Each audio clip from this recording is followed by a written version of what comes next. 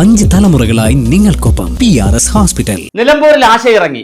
നാട്ടിൽ പുലി ഇറങ്ങി, ആന ഇറങ്ങി, സിംഹം ഇറങ്ങി, കടുവ ഇറങ്ങി, പന്നി ഇറങ്ങി എന്നൊക്കെ പറയുമ്പോൾ വലിയ വാർത്തയാണ്. അതിനേക്കാൾ വലിയ വാർത്തയാണ് നിലമ്പൂരിൽ ആശ ഇറങ്ങി. നിലമ്പൂരിലെ ടൗണിൽ, നിലമ്പൂർ പട്ടണത്തിലും അതുപോലെ തന്നെ അവിടുത്തെ പ്രധാനപ്പെട്ട നഗരങ്ങളിലൊക്കെ ആശമാർ പുറത്തിറങ്ങിയിട്ടുണ്ട്. ആശ ചേച്ചിമാർ, ആശ അമ്മമാർ, ആശ അക്കന്മാർ, ആശകമാർ മുഴുവൻ രംഗത്തുണ്ട്. അവർ കലാജാഥ നടത്തിക്കൊണ്ടിരിക്കുന്നു. കേരളത്തിൽ 100 ദിവസത്തിൽ കൂടുതലായി. ഇപ്പോൾ സെക്രട്ടേറിയറ്റിൻ്റെ മാർച്ച്, സെക്രട്ടേറിയറ്റ് നടയിലുള്ള സത്യാഗ്രഹം 100 ദിവസത്തിൽ കൂടുതലായി. അവർ കേരളമാകെ രാപകൽ ജാഥ നടത്തിക്കൊണ്ടിരിക്കുകയാണ്. യാത്ര നടത്തുക. അതിപ്പോൾ 18-ാം തീയതിയോ 19-ാം തീയതിയോ തിരുവനന്തപുരത്ത് വന്ന് വലിയ പരിപാടിയുണ്ട്. ഇതിനിടയിലാണ് നമ്മുടെ നിലമ്പൂർ തെരഞ്ഞെടുപ്പ് വന്നു വീണത്. അവർ ആർക്ക് വോട്ട് ചെയ്യണമെന്ന് പറയുന്നില്ല. ഒരാളിനോട് ചെന്ന് നിങ്ങൾ ഇന്നാളിന് വോട്ട് ചെയ്യുമെന്ന് പറയുന്നില്ല. പക്ഷേ തത്വത്തിൽ ആര്യാടൻ ഷൗക്കത്തിന് വോട്ട് ചെയ്യുന്നതായിരിക്കും ഒരു സന്തോഷം. കാര്യം UDF വന്നാലാണല്ലോ അവർക്ക് എന്തെങ്കിലുമൊക്കെ കിട്ടുക. ഈ തെരഞ്ഞെടുപ്പിൽ UDF വരണം, പഞ്ചായത്ത് തെരഞ്ഞെടുപ്പിൽ UDFകൾ വരണം, അസംബ്ലി തെരഞ്ഞെടുപ്പിൽ UDF വന്നാൽ കുറച്ചുകൂടി പൈസ കിട്ടും എന്നുള്ള പ്രതീക്ഷയിലാണ് അവർ നിൽക്കുന്നത്. ഇനി അവരെ തേക്കുകയോ പറ്റിക്കുകയോ എന്നുള്ളത് ഇപ്പോൾ അറിയില്ല. എന്തായാലും ആ പ്രതീക്ഷയിലാണ് അവർ നിൽക്കുന്നത്. അപ്പോൾ തീർച്ചയായിട്ടും ആശാ വർക്കേഴ്സ് ഇറങ്ങി പറയുന്നു, നിങ്ങൾ സ്വരാജിന് വോട്ട് ചെയ്യരുത്. ഇതാണ് അവരുടെ മുദ്രാവാക്യം. സ്വരാജിന് വോട്ടില്ല, അതുകൊണ്ട് ഞങ്ങളെ വഞ്ചിച്ച സർക്കാരിന് വോട്ടില്ല എന്ന് പറഞ്ഞ് അവർ വ്യാപകമായി പ്രചരണം നടത്തുന്നുണ്ട്. അത് എത്ര കണ്ട് ക്ലിയർ ആവും അല്ലെങ്കിൽ എത്ര കണ്ട് അത് യേശും എന്നുള്ളത് നമുക്ക് ഇപ്പോൾ പറയാൻ കഴിയില്ല. എന്തായാലും ഒരു മെസ്സേജ് കൊടുക്കുന്നതിൽ അവർ വിജയിച്ചിട്ടുണ്ട്. അത് കേരളമാകെ ആ മെസ്സേജ് കൊടുക്കുന്നതിലും അവർ സന്ദേശം കൊടുക്കുന്നതിലും അവർ വിജയിച്ചിട്ടുണ്ട്. നിലമ്പൂരിലും വാർത്താ പ്രാധാന്യം കൊണ്ട് തന്നെ എല്ലാ ചാനലുകളും ഓൺലൈൻ മീഡിയകളും നമ്മൾ തന്നെ ഈ ന്യൂസ് ചെയ്യുന്നു. എന്തുകൊണ്ട്?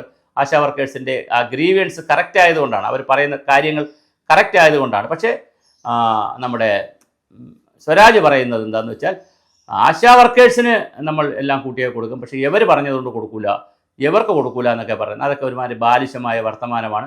CITUവിനും INTUCക്കും AITUCക്കും ഇപ്പോൾ BMSനും ഒക്കെ മാത്രമേ സമരം ചെയ്യാൻ അവകാശമുള്ളൂ, അല്ലെ വേറെ ആരും ഇവിടെ സമരം ചെയ്യാൻ പാടില്ല, ചോദ്യം ചോദിക്കാൻ പാടില്ല, സമരത്തിൽ ആളെണ്ണം കുറഞ്ഞാൽ ചോദിക്കാൻ പാടില്ല. ഇതൊക്കെ എന്തെങ്കിലും ന്യായം പറഞ്ഞിട്ട് കാര്യമുണ്ടോ? ഇന്ത്യ എന്ന് പറയുന്ന മഹാരാജ്യത്ത് CPM എത്ര സംസ്ഥാനങ്ങളിലുണ്ട്, എത്ര MLAമാരുണ്ട്, എത്ര MP മാരുണ്ട്? ട്രേഡ് യൂണിയൻ വെച്ച് നോക്കുമ്പോൾ BMS അല്ലേ ഏറ്റവും വലിയ ട്രേഡ് യൂണിയൻ എന്ന് വിചാരിച്ച് ഏതെങ്കിലും സ്ഥാപനത്തിൽ CITUവിൻ്റെ 5 പേരുണ്ടെങ്കിൽ അവരോട് ചോദിച്ചാൽ തെറ്റായി പോകും.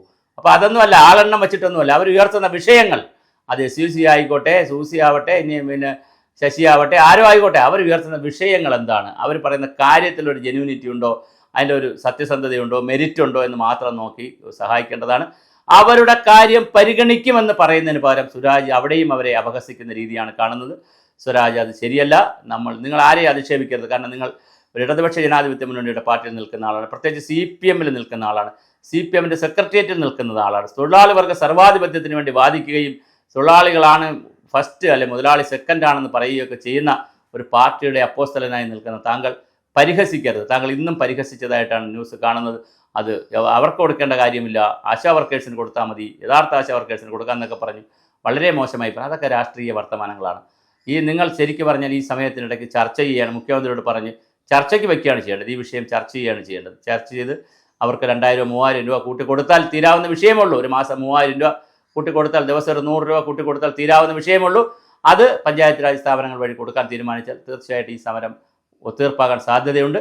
അപ്പോൾ അങ്ങനെ പോകേണ്ട ഒരു സമരത്തെ നീട്ടിവലിച്ച് അവിടുത്തെ സഹോദരിമാർ, അമ്മമാർ, ചേച്ചിമാർ, മുതിർന്നവർ, പ്രായം കുറഞ്ഞവർ എല്ലാവരും, ഈ ജോലി ചെയ്യുന്ന എല്ലാവരും അവിടെ ഇറങ്ങി, അവരുടെ കുടുംബസമേതം ഇറങ്ങി വീട് വിടാന്തരവും കടകളിലും സ്ഥാപനങ്ങളിലും പോയി സ്വരാജിന് വോട്ട് ചെയ്യരുത് എന്ന് പറയുന്നത് ഇലക്ഷൻ ചരിത്രത്തിലെ ആദ്യത്തെ ഒരു വിഷയമായിരിക്കും.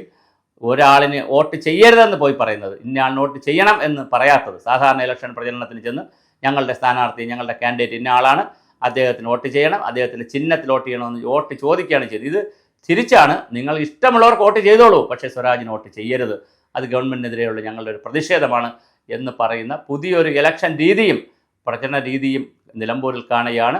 നമുക്ക് തെരഞ്ഞെടുപ്പിൻ്റെ റിസൾട്ട് വരുമ്പോൾ അറിയാം, ആശമാർ ജയിക്കുമോ, സ്വരാജ് ജയിക്കുമോ.